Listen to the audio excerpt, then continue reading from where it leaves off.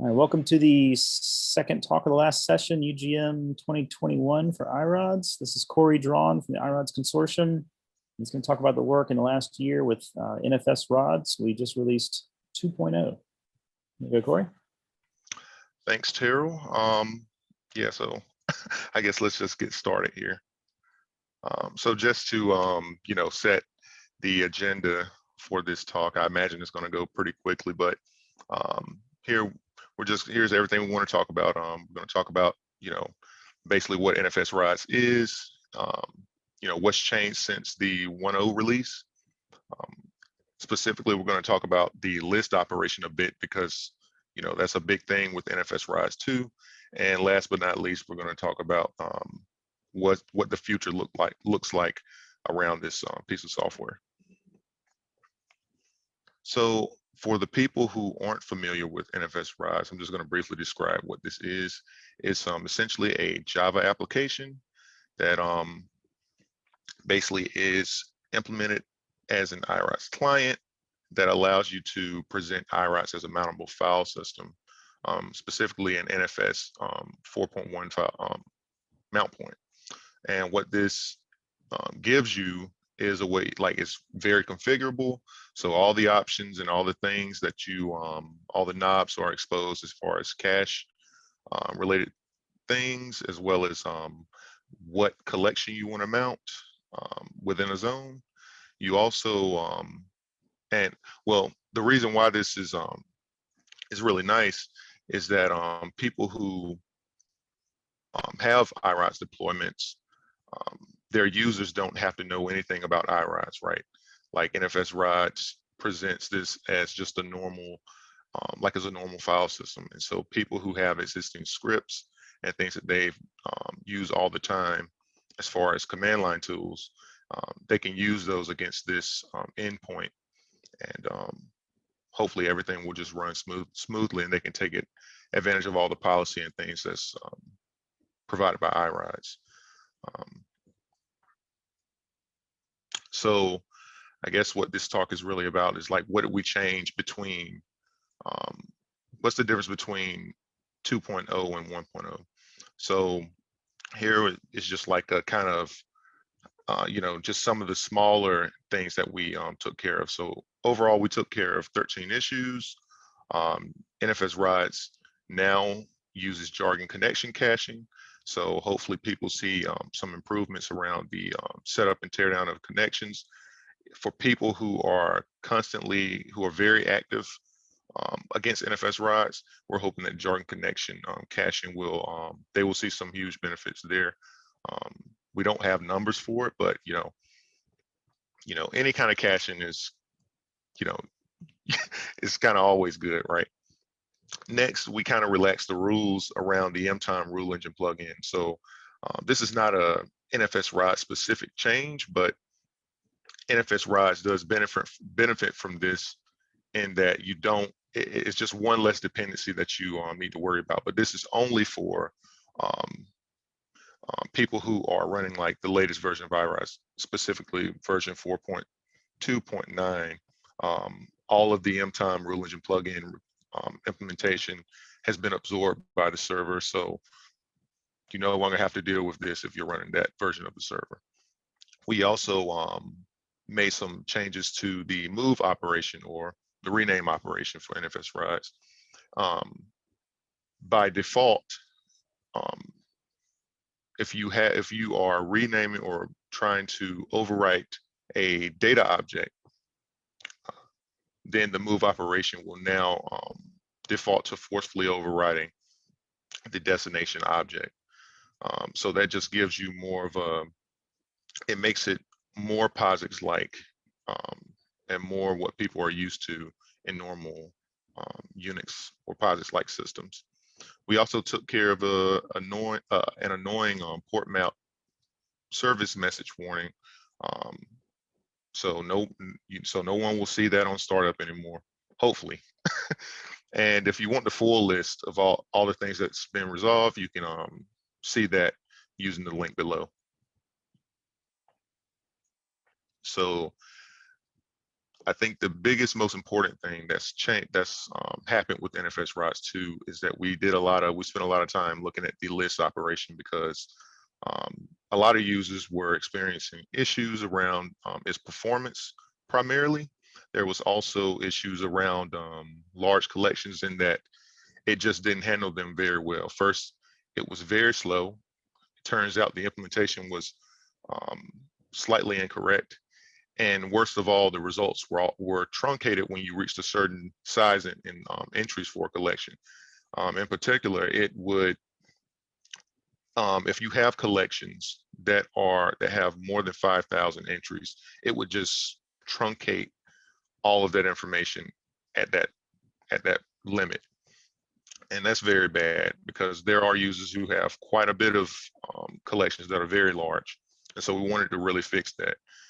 The other thing was that their performance specific to Oracle databases was very bad, and that it turns out that the specific queries that are shipped with iRODS, some of those are specific to jargon, and it turns out that Oracle databases, they don't support the offset and limit SQL keywords. So we had to make adjustments to some of these specific queries that's there for performance reasons, to help out around Oracle. And like I said before, collection, the list operation was just very slow. It was doing constant work like stats and things like that. And so we wanted to really optimize what the list operation did to help get around that. And I'm happy to say that we were able to accomplish all those things, I believe. NFSRODS now caches many, if not all, of the results obtained through jargon. We have defaults for all of the caching options, and we've exposed those through the config file. So you're free to tweak those to your heart's content. We also, to do some of this work, we also had to make some adjustments to the jargon library. Hopefully people shouldn't even notice these changes, but this had to do specifically with Oracle, and that we needed to be able to tell jargon that, hey, we're dealing with an Oracle backend, so you need to make some adjustments to the specific queries that are running or that you're trying to use, because obviously there's certain limitations around the SQL syntax that's supported there. And if you want to know about all those details, you can just hop into the README for the NFSRODS repo and just kind of scroll all the way down to the troubleshooting section, and all the details and things are there so that you can make those adjustments. We also learned that the amount of logging that your NFSRODS container produces also degrades performance. So, just upping that log level to maybe warn or info improves performance, a little bit as well. And last but not least, we also, we were also stunned to just find out that, applying color to the output of your list operation, degrades performance a lot. So just by simply disabling the color options to your output will improve performance a whole lot and decrease the amount of stat operations that are invoked in NFSRODS. So just to, here we have some performance benchmarks between 1.0 and 2.0. This test involved an iRODS server backed by Postgres, run on Ubuntu 16 with 32 cores. Everything is local. The NFSRODS container runs on the same machine as the iRODS provider and the Postgres database. We've adjusted all of the options as far as the log levels, as well as you can see here the commands we use as far as how we mounted the NFSRODS server, and the command that we use to get some kind of time results. So if you look here at this table, it's pretty obvious that the performance is pretty drastic. Even with 1.0, listing just a 500 entry collection took over a minute. For 2.0, without just a fresh just standing up the Docker container fresh, it didn't even take a second. Same 4,000 entries. And you can see the numbers just get outrageous for 1.0 as compared to 2.0. Hopefully people see similar improvements as they upgrade. So future work, what do we want to do with NFSRODS moving forward? I think the biggest thing is parallel IO. We really want to improve, read and write speeds for through NFSRODS, right, for large files, because I mean, the community does deal with a lot of large amounts of data, and so we want to really up that speed. And considering how the list operation turned out, I'm pretty sure we can do it. It's just going to take a lot of it will take some studying of the NFS protocol to get the parallel implementation going. We also want to investigate adding support, exposing metadata in iRODS through maybe the extended file attributes. So this is just one other thing that would improve the experience around NFSRODS, and essentially removes, decreases the barrier for new users to interact with an iRODS system. Another huge thing we want to do better is improve test coverage. Right now, testing is very limited around NFSRODS. We do have some facilities to test some things, but we need to really go through and improve that area so that we can build confidence and people can, feel safe upgrading their systems without breaking everything in sight, right? We also want to provide better error messages to clients. Right now, we're I'm sure people who use it have seen remote IO error quite a bit, in certain situations. But we want to leverage all of the different exception types that's available and provided by NFS4J, which is the framework this is all built upon. And last but not least, we want to look into SMB RODS. So this would be primarily targeted at Windows users, right? And that's it. So if people have questions, talk about it. That's good. I think the most surprising thing was the realization that color, it just added so much that we really did not see that coming. Most of the other things we kind of knew what we wanted to do at the beginning, and just took the engineering to get there. But yeah, the colors and the log level in jargon was loud. So yes. Turning that down made things a lot faster. And like you said, these numbers were all extremely local, right? Yes.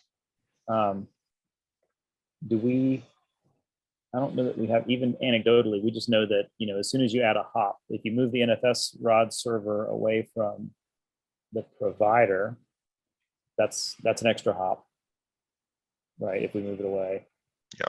And then if you're connecting to the machine running NFSRODS from another machine, because it's NFS, that's another hop from where the client is. So in general, I think the recommendation still is to have this as local as possible to where your users are, if that's, if you can do that as an administrator. But we are happy to hear stories from others about actual performance and where that elbow is, if it makes sense to be in one place or the other. Right. But yeah, we're definitely testing it locally. We do have a couple people. Okay. Ton is saying that the only color we should use is green. Green on black, I think is what we're talking about.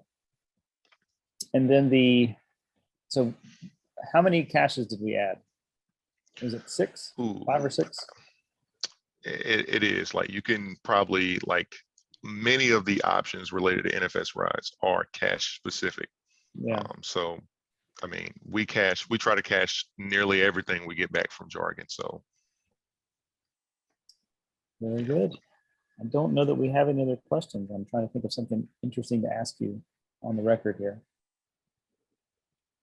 I mean, I can say I've tested this against Oracle and MySQL and Postgres, if that helps. And I've seen all of these paths, and I'm hoping that the issue that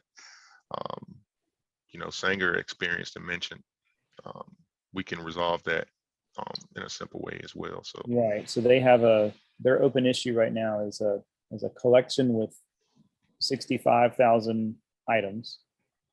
And we know the query works fine without NFSRODS, but something's happening where that, oh, and it's Oracle on the back end, right? Yeah. So I think we're pretty close to working it out. But yeah, the performance numbers are remarkable to keep it under a, what is that, 1/10 of a second or something? It's amazing. Yeah. We do have one question coming in. It says, we've determined that SMB rods is a pretty high level of effort. Is that correct? This is from Alan. Considering what we know about what we've learned through NFSRODS, I don't think it's that difficult. It's more so about, I think dealing with the SMB project is where the difficulty comes in, because they use tons of macros and is all C-based, and it's a very weird development environment. So right. Yeah, I think it was more about the spec and the libraries available. Yeah, I mean, there's a lot of work. The iRODS part, I feel like we've got a handle on, like you said. Let's see. If a file is ingested into iRODS through iCommands, will there be a delay before it is visible on NFSRODS due to all of the caching? No. NFSRODS, because I'm just going to use 429, for reasons, but because the MTime plugin has been absorbed, and this also goes for previous versions that have the MTime plugin installed. Any change you make as far as like to a collection's contents will be seen by NFSRODS, because all it does is watch the MTimes. So it's going to respond and invalidate the cached items as things change. Right.